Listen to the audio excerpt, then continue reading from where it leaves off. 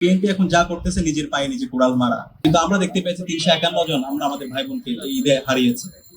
সারা দেশব্যাপী যে জ্বালানি সংকট, ঘন্টার পর ঘন্টা ধরে আমাদের নাগরিকদেরকে এই তেলের জন্য দাঁড়িয়ে থাকতে হচ্ছে, কিন্তু প্রধান যে মন্ত্রী সে বলছে যে দেশের মধ্যে কোনো জ্বালানি সংকট নাই, সম্পূর্ণ দ্বিচারিতামূলক আচরণ। একই সাথে আমরা শিক্ষামন্ত্রী দেখতে পাচ্ছি সে বিভিন্ন ধরনের পপুলিস্ট বক্তব্য দিচ্ছে। আমরা দেখতে পাচ্ছি তিনি বক্তব্য গিয়ে কচিমচি যারা শিশুরা আছে তাদেরকে জিজ্ঞেস করছে তারেক রহমানের মেয়ের নাম কি, প্রাইম মিনিস্টার সাবেক প্রধানমন্ত্রী বেগম খালেদা জিয়ার নাতির নাম কি।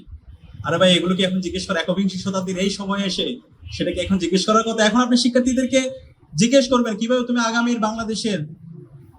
বাংলাদেশে তুমি নিজেদেরকে বিজ্ঞান, প্রযুক্তি, শিল্প, সাহিত্য, সংস্কৃতির মাধ্যমে তুমি নিজেদেরকে যোগ্য করবা, সেটা নিয়ে তোমার কাজ করার কথা। পুরো শিক্ষা ব্যবস্থাকে নতুন ভাবে ঢেলে সাজানোর কথা। সারা বিশ্বব্যাপী কিভাবে নেতৃত্ব দেওয়া যায়, নতুন নতুন কিভাবে প্রযুক্তি আবিষ্কার করা যায়, সেটা নিয়ে কাজ করার কথা, সেটা নিয়ে কথা বলার কথা।